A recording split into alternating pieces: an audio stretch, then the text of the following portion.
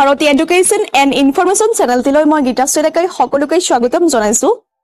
HS first year exam চলি আছে ন, তো 17 মাৰ্চ তাৰিখে হিষ্ট্ৰী এক্সাম আছে। তো ভাবিলোঁ যে কেইটামান ইম্পৰ্টেণ্ট MCQ কুৱেশ্যন এনচাৰ্ছ তোমালোকৰ আগত ডিছকাছ কৰোঁ। তো ইয়াতে ছেকশ্যন এৰ ফাৰ্ষ্ট কুৱেশ্যন নম্বৰটো হৈছে পৃথিৱীৰ বুকুত মানৱ জাতীয় প্ৰাণীৰ আৱিৰ্ভাৱ কেতিয়া হৈছিল? ইয়াতে শুদ্ধ উত্তৰটো হৈছে খটো 5.6 নিযুত বৰ্ষ পূৰ্বে। তাৰপিছত নেক্সট কুৱেশ্যন, প্ৰাচীন মানৱৰ অস্তিত্বৰ অৱশিষ্ট উদ্ধাৰ হোৱা স্থানসমূহৰ ভিতৰত অন্যতম কোনখন ঠাই আছিল? ইয়াতে শুদ্ধ উত্তৰটো হৈছে ঘটো ফাট উপত্যকা।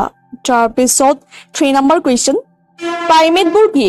ইয়াতে শুদ্ধ উত্তৰটো হৈছে ঘটো বৃহত্তৰ স্তন্যপায়ী শ্ৰেণীৰ জন্তুৰ এটি উপশাখা।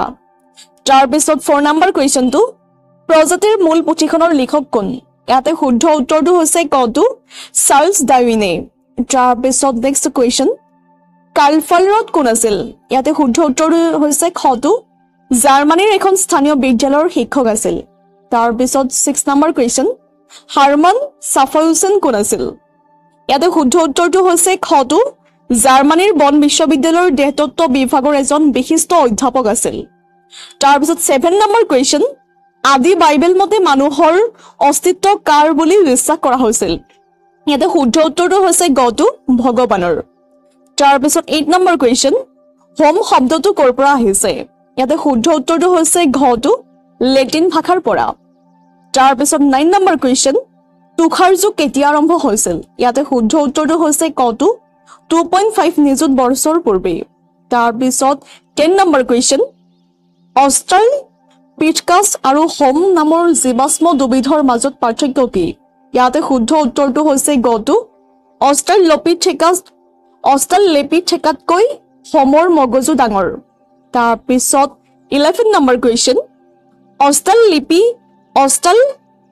অষ্ট্ৰালপিথেকাছ জাতৰ প্ৰাচীনতম হমিনিডৰ জীৱাশ্ম ক'ত পোৱা হৈছিল?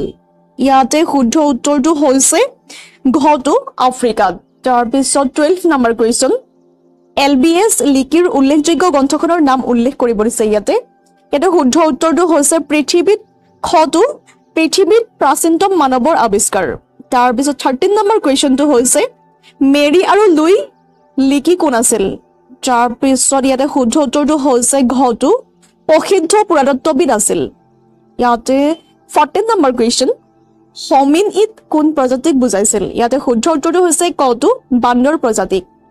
ইউৰোপত কেতিয়াৰ পৰা চিকাৰ কাৰ্যৰ প্ৰচলনৰ কথা জনা যায়? ইয়াতে শুদ্ধ উত্তৰটো হৈছে খটো প্ৰায় 35,000 বছৰ পূৰ্বে।